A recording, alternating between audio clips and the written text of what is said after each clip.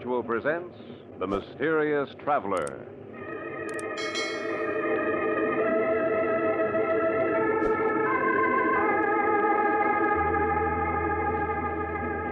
This is The Mysterious Traveler, inviting you to join me on another journey into the realm of the strange and the terrifying.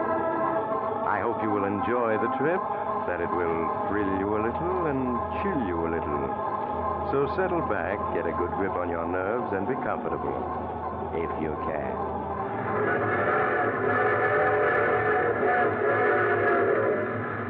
Where are we going? Today we're going to delve into the strange story of a Chinese bell. A bell whose ringing is a summons for the dead to live and the living to die. As you shall see in the story I call Death is the Judge.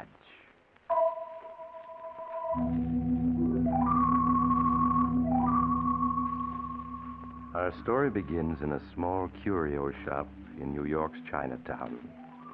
Dr. John Williams, one of the finest brain surgeons in the Middle West, and his wife are celebrating their 20th wedding anniversary by a trip to New York.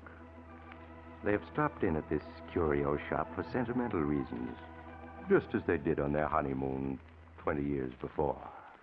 Oh, John, it's the same. It's exactly the same as it was. Doesn't look as though a thing had been sold since we were in here last. It certainly doesn't. If it wasn't that old Ki Wong is dead now, I'd be tempted to believe we'd gone back 20 years when we came through the door. Even the smell of incense and ginger's the same. We must buy something, John, even if it's only a trinket, just for sentiment's sake. If you want a trinket, how about this statue of Buddha here, huh? It only weighs about 3 tons. Oh, silly.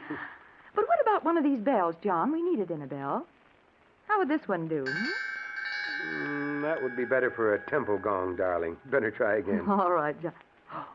Oh, I have it. This lovely little bell of rose crystal.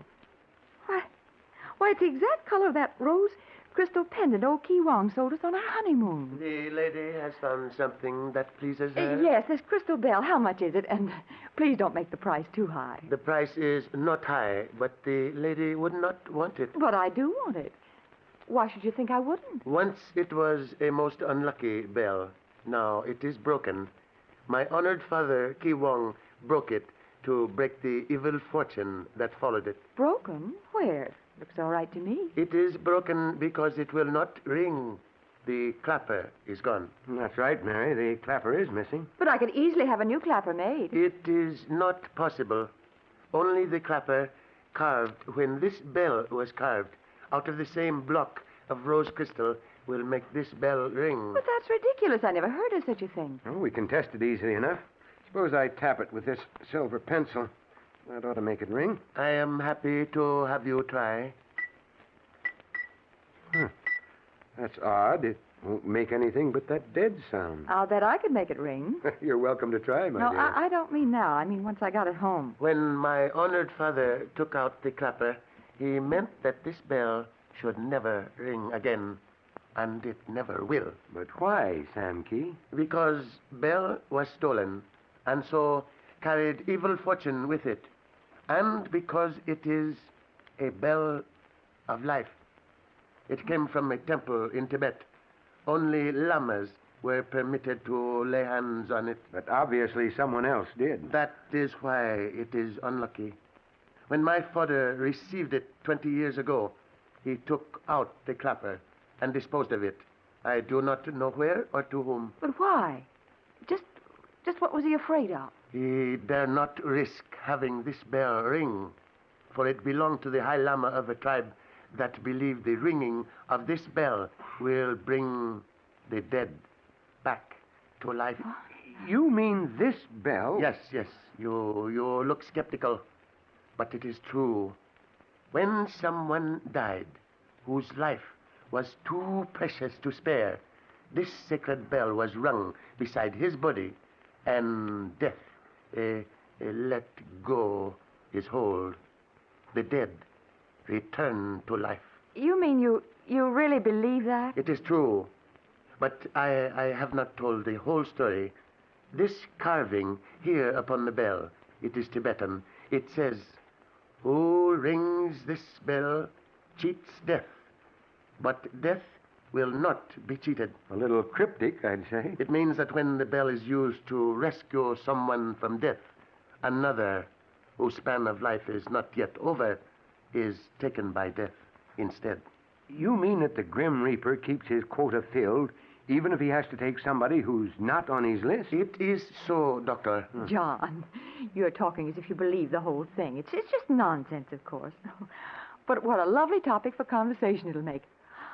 I just simply won't leave without this bell now. But if it won't ring, what good is it? I'll make it ring. Leave that to me. If the lady wishes the bell, the price is $5. Well, the lady wants it, so she'd better have it, I guess. Oh, I don't want to risk breaking it while we're traveling, though. Can you mail it to our home address? Of course. The name is Dr. John Williams, 1766.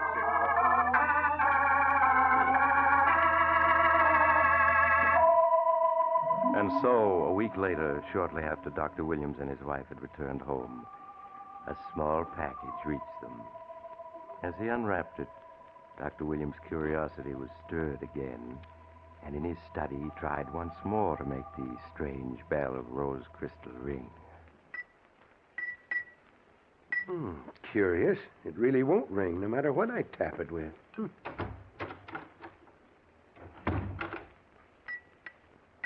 Hello, John. Oh, hello, Mary. You're home from the hospital early, dear. Yes, I felt a little tired today.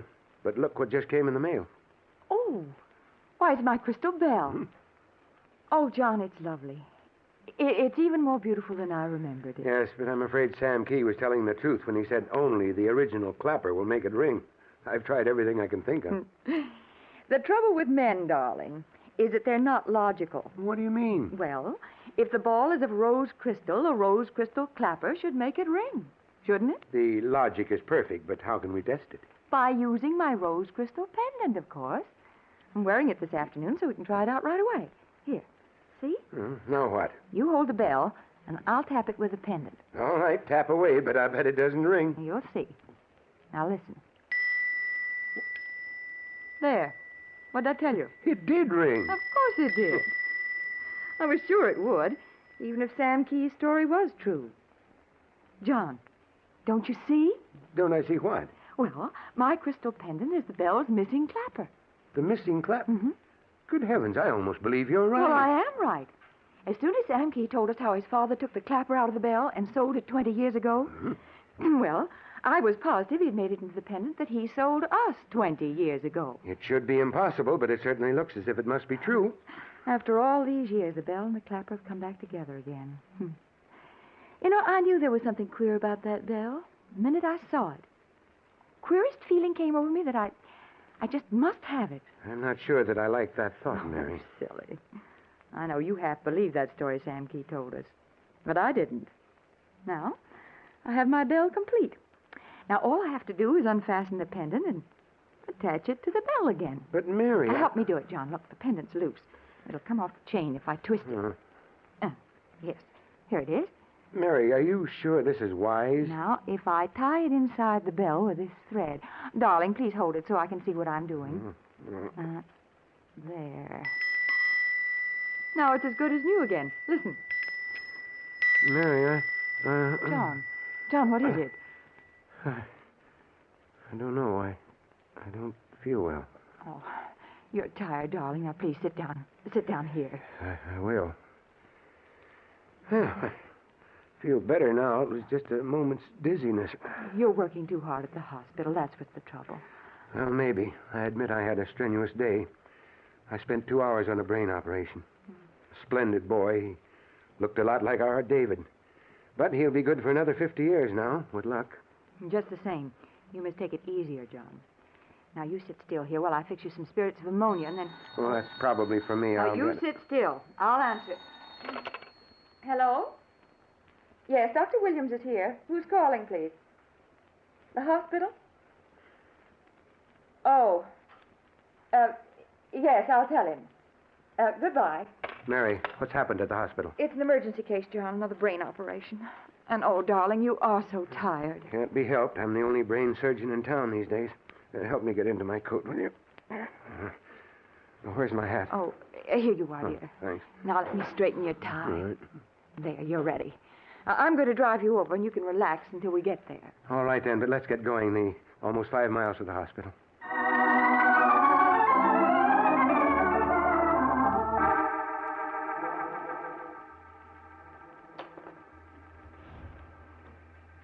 Nurse, another sponge, please. Here, Doctor. Dr. Williams, the pulse is very faint. The breathing has become dangerously weak. I'll have to try adrenaline. The hypodermic, nurse. Yes, Doctor. I'll get it ready. The patient has stopped breathing, Doctor. And there's no pulse. Quick with that adrenaline. We've got to get the pulse started again. Here, Doctor. Good. There. That ought to start the heart action again. There's still no pulse, Doctor. We'll try artificial respiration. Yes, Doctor. Oxygen, nurse, quickly. Keep the pressure steady, nurse. Johnson, any pulse yet? Not yet, Doctor. The adrenaline doesn't seem to have taken effect. Well, it must. Nurse, give him more oxygen. I'm going to continue the artificial respiration as long as there's a single chance.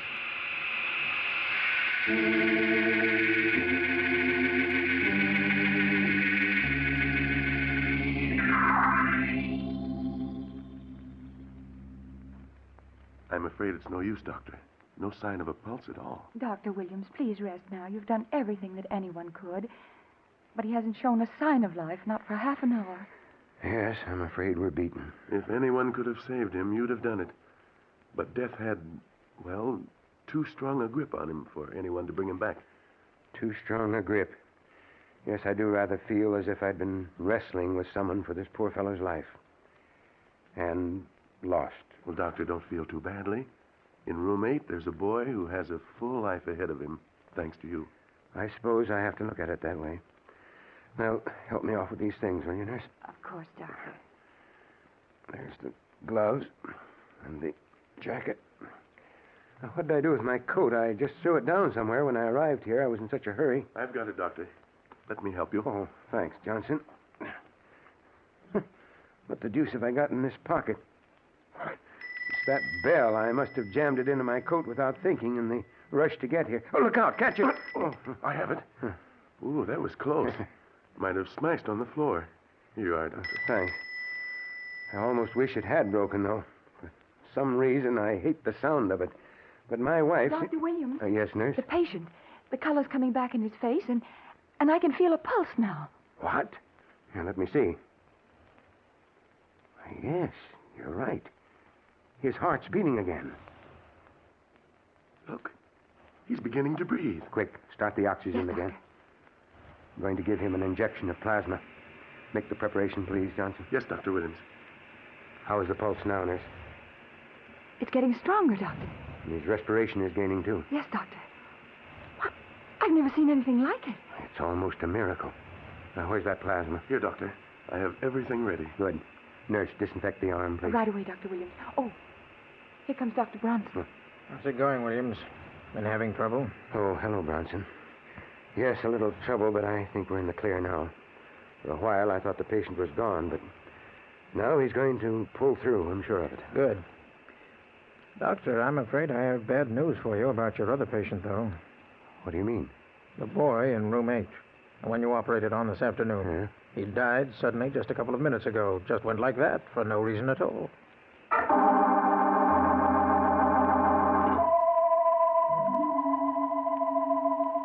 Dr. Williams' second patient, who had come back seemingly from death itself, did live. But when the operation was over and Dr. Williams was driving back to his home with his wife, he was strangely silent and preoccupied, so that when his wife spoke to him, he did not seem to hear her. Don't you want me to drive, John? John, I'm speaking to you. Oh, what, Mary? I said, don't you want me to drive? Oh, no, thanks, Mary. I'm perfectly all right. It's just that I was thinking. About that operation? Yes, the nurse told me about it. It was wonderful that you saved him. That's just it. I didn't save him. He was dead. Dead, do you hear? Then for no reason whatever, he came back to life. But you injected adrenaline and... I injected adrenaline half an hour before he showed signs of life. Then he revived. For no apparent reason whatever. Well, perhaps the adrenaline took a delayed effect. Perhaps. But there was no more reason for it than there was for the boy in room 8 to die suddenly as he did. But you have said yourself, John, that in medicine, nothing is ever absolutely certain. That's true, but just the same, that boy's sudden death bothers me. I want to know why he died. Well, an autopsy would tell you, wouldn't it? An autopsy. Yes. Mary, I'm going to turn around and go back to the hospital right now. I'm going to perform that autopsy myself. But, John, you mustn't turn here. There's too much traffic Oh, here. there's nothing coming now. I'll just swing around. John, look out! That car coming around the curve! Look out!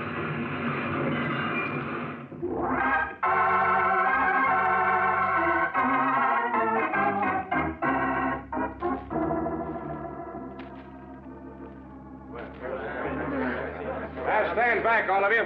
Come on, get back. Now, lady, drink this. It'll make you feel better. Thank you, officer. You were in an accident and knocked out for a couple of minutes. But you're coming around all right. Just drink this and lie quiet. An accident? Yes. My husband, where is he? I'm sorry, ma'am. Oh, he's hurt. Where is he? I must go to him. He's right here, ma'am. When I come along on my motorcycle after it happened, I pulled you both out. But he wasn't breathing. John. John, speak to me. It's no use, ma'am. I'm afraid he's gone. John. John. Come on, get back, all of you. Get back, I say. Now, ma'am, the ambulance will be here in a minute. If there's anything to be done, they'll do it. There's nothing. I've been a doctor's wife long enough not to know death when I see it. Just let me sit here. Where I can see him. I know how you feel, ma'am, and I hate to bother you. But if you could just tell me how it happened for my report. You see, the other driver says... It wasn't my fault. I couldn't help it. He pulled right out in front of me. He didn't even signal. Now, take it easy, mister. Or you'll make that bump on your head worse. Officer, where's my bag? There's some smelling salts in it. I feel faint. Well, here's your bag. I took care of it. Thank you. I'll feel better in a minute. And here's something that was in the bag, ma'am. Fell out and I put it in my pocket. It's a bell. I'll put it in your bag if you like. Mary. Thank you so much. Oh, Mary. Where are you? John. John. Was that a bell ringing? Seemed so loud and clear. Like an alarm waking me up. What's happened, Mary? There was an accident, John. But you're all right. You're all right. An accident? Are you hurt? No, John, no. Please lie still. Hey, he's trying to sit up. And only a moment ago, he was dead. Gee, I'm glad he's okay, even though the accident wasn't my fault. Hey, mister, I'll give you a hand. Officer, What's wrong? I told you to be careful. You got quite a bump on the head. I feel so weak, so dizzy. Oh, he's keeled over. Where are those smelling salts? Here, let me look at him. I'm a John, doctor. John, you shouldn't exert yourself. Now, please, Mary. How is he, Doc? This man is dead.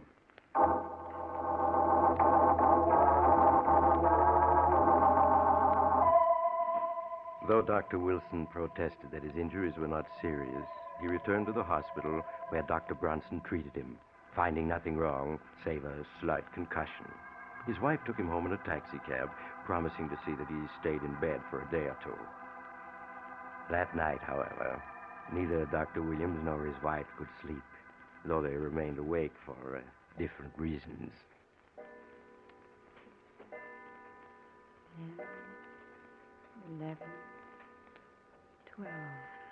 Mary, is that you? I was counting the strokes. It's midnight. You should be asleep. Can't go to sleep. Not until David gets home. David? Where is he? The movie? No, he came to me this afternoon and said there was a party at his fraternity tonight. He asked me if he could borrow the old car for the evening, and I let him have it. But he's not back yet, John. I can't help worrying. Especially after what happened to us. Well, I'll give him a talking to in the morning. A boy of 17 isn't old enough to be out until all hours. You ought to be asleep yourself, John. How's your head? It's all right, just throbs a little. All I had was a slight concussion. John, are you sure? Of course I am. Didn't you hear Bronson say so? What are you getting at? The bell. The crystal bell. Well, what about the bell? Your first words were about hearing it ring like an alarm wakening you. And it had just rung. Well, what of it? It rang, and I heard it as I was regaining consciousness. But at the hospital, the bell rang in the operating room, and your patient came back to life. He heard the bell ring, too. Don't be silly, Mary. My patient revived for natural reasons. As for me, I was just knocked out. But both times, somebody else died, John. At the hospital, the boy in room 8. And after you returned, the driver in the other car died. Pure coincidence. The boy probably had a blood clot on his heart. The driver had a fractured skull.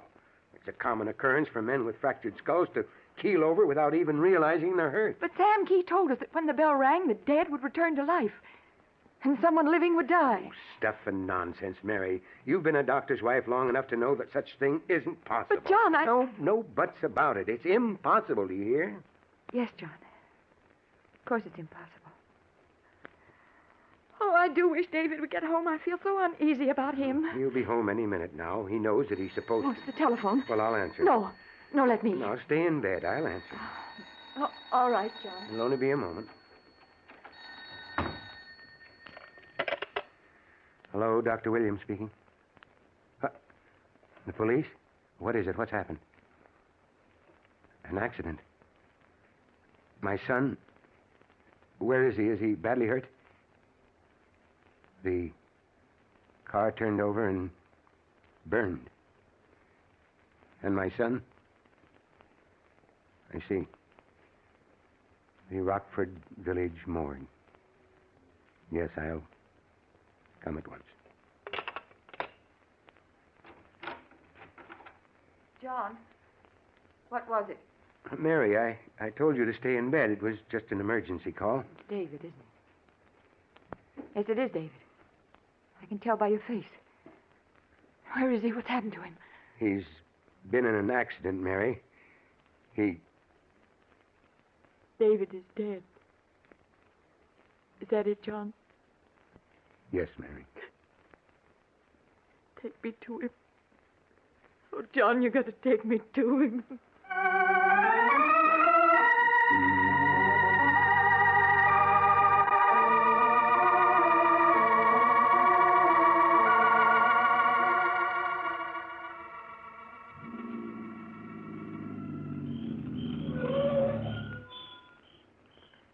This is the place, mister. The Rockford Village morgue. Cross the pavement, go down those steps, then along the walk to where you see that little light over the door. Well, thank you. Mary, you must wait in the cab for me. I want to come with you. No, you mustn't. Promise me you'll wait here. I want to come with you. I want to see my son. Not yet. Promise you'll wait for me. All right, John. I'll wait. Be careful of those steps, mister. They're pretty steep, and it's awful dark. I'll be careful.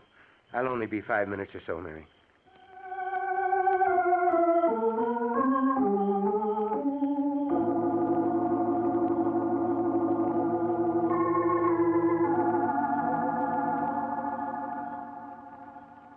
Here comes your husband back now, ma'am. John. Oh, John. Was it David? Please get back in the cab, Mary. No, John, I must know. Was it David? Yes, Mary, it was David. Oh, I have to go to him. Mary, stop. No, let go of me. I'm going to David. Mary, stop struggling. You can't go to I him. must. I must. Mary, don't you understand? You mustn't see him. I'm going, John. What have you got in your hand? It's the bell, the crystal bell. What are you doing with it? Here, give it to me. No, I'm going to ring it. Oh, give me that bell. No, I won't. I'm going to ring it, I tell you. There. There, I've rung it. I've rung it. David! David, did you hear? Mary, you're out of your mind. I'm not. I know what I'm doing. David! Can you hear me? Now, give me that bell. There. In heaven's name, what are you trying to do? It brought back your patient. It brought you back. And it'll bring back my son. Mary, come to your senses. It's just a bell. Not. I know it's not. You were dead. And I saw it bring you back to life. You mustn't believe that. And even if the bell were more than a bell, don't you understand? The car turned over and burned. I had to identify David by his fraternity ring and the driver's license in his wallet. I don't care. He's my son. David! David! Mary, get into the cab. I won't. Not until I have my son back. David! Mary, won't you please? John, listen. It's David. David. Mother!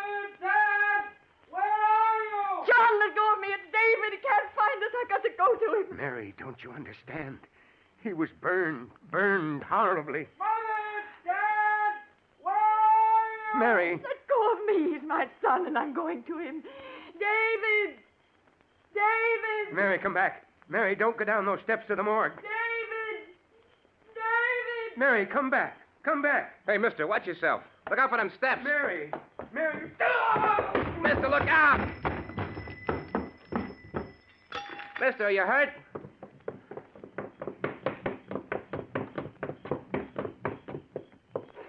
Gosh, he fell all the way down the steps. Mister, are you all right? Here, let me help you. Dad!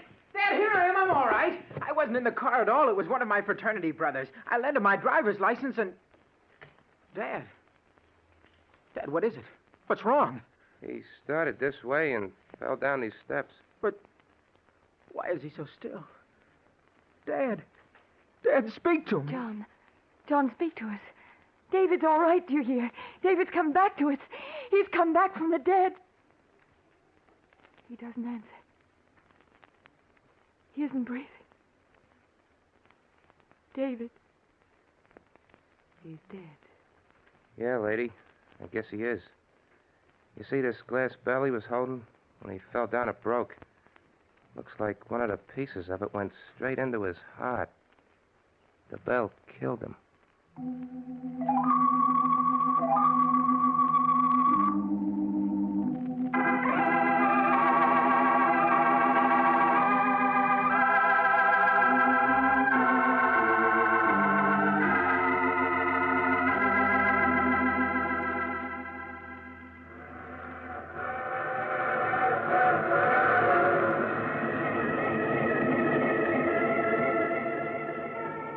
This is the mysterious traveler again. Yes, Dr. Williams was dead, but his son is alive and well, even today. Although it wasn't because the bell rang. Of course not. Anyhow, the bell is broken, so there's no way of proving whether or not it had strange powers of life and death, or whether it was just a coincidence that each time it rang, one of the dead lived and the living died. But if I were you, I'd certainly play safe. If you hear a bell ringing tonight, don't answer it. It might be ringing. Oh, you have to get off here. I'm sorry. But I'm sure we'll meet again. I take this same train each week at this time.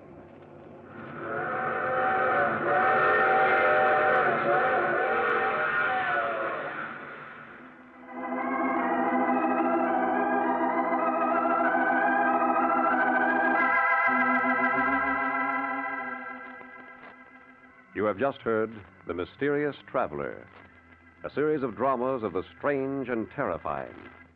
In tonight's cast were Maurice Toplin, Cameron Prudhomme, Eleanor Phelps, Donald Buca, Juan Hernandez, and Mort Lawrence. Original music was played by Charles Paul. The Mysterious Traveler is written, produced, and directed by Bob Arthur and David Cogan.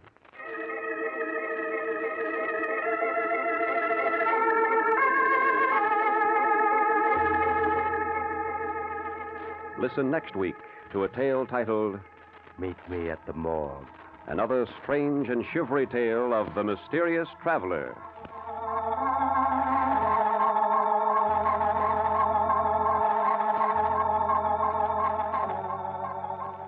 The Mysterious Traveler has come to you from our New York studios. Ralph Paul speaking. This is the Mutual Broadcasting System.